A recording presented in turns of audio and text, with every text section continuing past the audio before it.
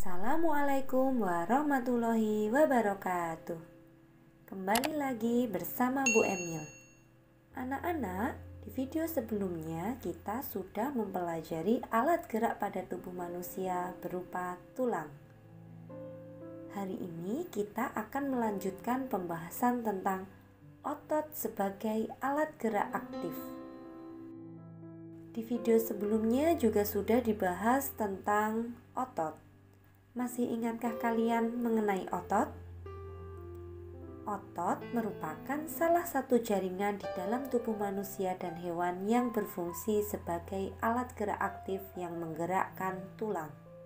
Jadi, anggota tubuh kita bergerak karena digerakkan oleh otot. Maka dari itu, peran otot sangat penting bagi tubuh kita. Cara kerja otot. Otot bekerja dengan cara berlawanan sehingga menimbulkan suatu gerakan. Jika otot yang satu berkerut atau berkontraksi, maka otot yang lain akan memanjang atau relaksasi. Fungsi otot. Secara khusus, otot memiliki 3 fungsi penting, yaitu menjalankan dan melaksanakan kerja. Contohnya, berjalan, memegang, dan mengangkat. Menggerakkan jantung. Mengalirkan darah yang terdiri atas zat-zat, baik itu nutrisi atau oksigen. Jenis otot manusia. Otot pada manusia dibagi menjadi 3. Yang pertama yaitu otot polos. Otot polos adalah otot yang bekerja tanpa kesadaran kita yang dipengaruhi sistem saraf tak sadar atau saraf otonom. Otot polos bekerja terus-menerus dan tidak mudah lelah. Coba perhatikan gambar berikut.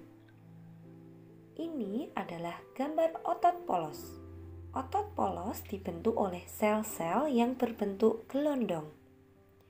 Nah, kalau dilihat, di sini kedua ujungnya meruncing dan setiap sel mempunyai satu inti sel yang berada di tengah.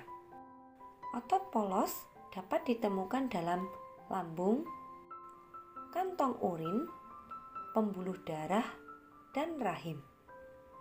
Ciri-ciri otot polos yaitu waktu kontraksi antara 3 sampai 180 detik. Bentuknya seperti perahu, terletak pada organ dalam, memiliki satu inti sel yang berada di tengah, bekerja di luar kesadaran, gerakan lambat, berirama, dan tidak mudah lelah. Otot polos biasanya berada di bagian usus, saluran peredaran darah, dan otot di saluran kandung kemih. Yang kedua yaitu otot lurik. Otot lurik adalah otot yang menempel pada rangka tubuh manusia yang digunakan dalam pergerakan. Disebut lurik karena terdapat sisi gelap dan terang yang berselang-selang secara melintang atau bergaris. Coba perhatikan gambar berikut. Ini adalah gambar otot lurik. Bentuknya silindris. Pada gambar terlihat garis gelap dan terang yang berselang-selang. Dalam satu sel memiliki lebih dari satu inti sel. Coba perhatikan tayangan berikut. Ini adalah irisan melintang otot lurik. Jika diperhatikan, otot lurik ini seperti tersusun dari bulatan-bulatan. Namun sebenarnya bulatan-bulatan itu bentuknya memanjang seperti tali. Misalnya ditarik satu keluar seperti ini, satu struktur tali ini disebut dengan fasikula. Jadi, dalam satu organ otot tersusun dari beberapa fasikula. Satu fasikula dikelilingi oleh beberapa jaringan. Ada pembuluh darah dan ada jaringan saraf. Sekarang kita perhatikan isi dari fasikula. Setiap fasikula ini tersusun atas struktur yang berbentuk seperti tali-tali yang lebih kecil lagi. Sekarang kita tarik lagi satu tali keluar. Satu tali seperti ini disebut sebagai serat otot atau bisa disebut juga dengan sel otot. Otot lurik ini memiliki desain yang efektif untuk pergerakan spontan dan membutuhkan tenaga besar. Otot ini mudah lelah karena adanya penumpukan asam laktat pada sel-selnya. Pergerakan otot lurik berasal dari sinyal motorik yang berasal dari otak dan bersifat sadar atau bukan refleks. Jadi, otot lurik ini bekerja secara sadar. Otot ini terdapat hampir di seluruh bagian tubuh manusia. Contohnya, otot bisep dan otot trisep. Ciri-ciri otot lurik: bentuk silindris dengan garis gelap dan terang, melekat pada rangka, bekerja secara sadar dengan perintah otak, gerakannya cepat, tak beraturan, dan mudah lelah. Bentuknya panjang dan memiliki banyak inti sel. Mempunyai pigmen mioglobin. Inti selnya berada di tepi. Yang ketiga yaitu otot jantung. Otot jantung hanya terdapat pada organ jantung. Coba perhatikan gambar berikut. Ini adalah gambar otot jantung. Otot jantung terdiri atas serabut lurik. Selnya bercabang di setiap ujung yang dihubungkan dengan cakram berinterkalar. Atau pada gambar terdapat pada bagian garis gelap dengan keterangan persimpangan antara dua sel. Bentuk otot jantung silindris dengan inti sel berjumlah banyak dan terletak di tengah. Cara kerja otot ini yaitu secara terus-menerus tanpa berhenti dengan irama yang tetap, tidak dipengaruhi oleh kesadaran, serta tidak mudah lelah. Otot jantung berfungsi memompa darah ke seluruh tubuh. Syaraf yang mempengaruhi otot jantung adalah saraf simpatik dan parasimpatik yang dapat memperlambat dan mempercepat laju denyut jantung, namun tidak dapat mengontrolnya secara sadar. Ciri-ciri otot jantung: otot jantung berbentuk silindris. Serabut otot atau sel ototnya bercabang. Terletak pada jantung. Memiliki banyak inti sel yang berada di tengah. Bekerja tanpa kesadaran manusia.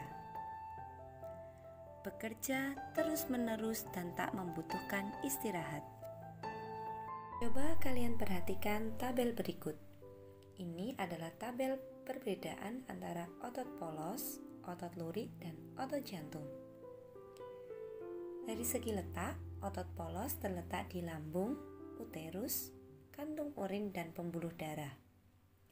Otot lurik melekat pada rangka, sementara otot jantung di dinding jantung. Bentuk serabutnya, otot polos tidak beraturan, otot lurik dan otot jantung beraturan. Jumlah inti sel, otot polos 1, otot lurik dan otot jantung banyak. Dari letak inti sel, otot polos dan otot jantung di tengah, otot lurik di tepi.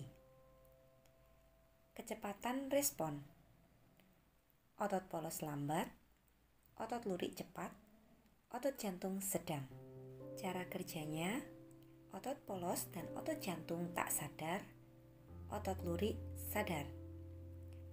Kemampuan kontraksi: otot polos lama, otot lurik sebentar, otot jantung sedang. Warnanya: otot polos polos, otot lurik dan otot jantung lurik. Selanjutnya kita akan membahas tentang gerak otot. Apa saja macam-macam gerak otot? Yang pertama adalah fleksi dan ekstensi. Fleksi adalah gerak anggota tubuh yang menekuk atau membengkok.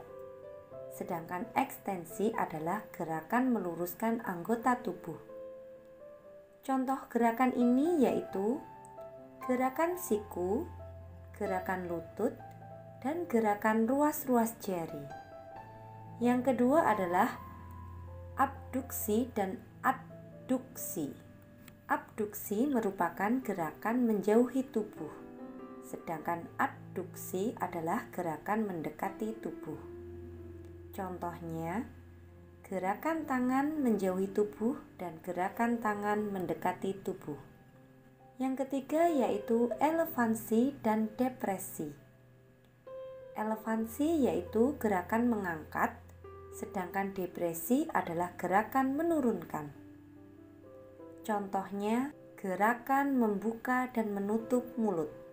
Selanjutnya, supinasi dan pronasi. Supinasi yaitu gerak menengadahkan atau membuka telapak tangan. Sedangkan pronasi adalah gerak menelengkupkan tangan. Dan yang terakhir yaitu inversi dan eversi. Inversi adalah gerakan memiringkan telapak kaki ke arah dalam tubuh. Sedangkan eversi adalah gerakan memiringkan telapak kaki ke arah luar tubuh. Selanjutnya, kita akan membahas cara memelihara kesehatan otot. Cara memelihara kesehatan otot yang pertama yaitu memenuhi kebutuhan cairan tubuh. Minum setidaknya 6 gelas air sehari dapat menjaga kesehatan otot. Cairan dapat membantu otot melemas setelah berkontraksi dan melembabkan sel-sel otot sehingga tidak mudah mengalami ketegangan. Cara yang kedua yaitu melakukan peregangan. Melakukan peregangan sangat bagus untuk mempersiapkan otot melakukan aktivitas yang berat atau lama. Lakukan peregangan sebelum atau sesudah melakukan gerakan tertentu yang menggunakan otot dalam jangka panjang, seperti olahraga dan tidur. Yang ketiga yaitu meringankan nyeri otot. Menggunakan krim yang mengandung metil salisilat dan mentol ketika mengalami nyeri otot untuk membuat otot menjadi rileks. Yang keempat yaitu menghindari gerakan yang membebani otot secara berlebihan. Agar terhindar dari cedera, kita harus menghindari gerakan yang dipaksakan, gerakan tiba-tiba, atau kegiatan yang terlalu membebani kerja otot. Melakukan latihan secara rutin. Latihan dapat dilakukan kapan saja dan di mana saja. Contoh latihannya adalah jogging, bersepeda, atau latihan di pusat kebugaran. Yang keenam yaitu mengkonsumsi makanan yang bernutrisi bagi otot. Nutrisi yang baik bagi otot adalah protein. Protein membantu pembentukan otot. Contoh makanan yang mengandung protein antara lain telur, ikan tuna, dan brokoli. Nah, sampai di sini materi dari Bu Emil dan wassalamualaikum warahmatullahi wabarakatuh.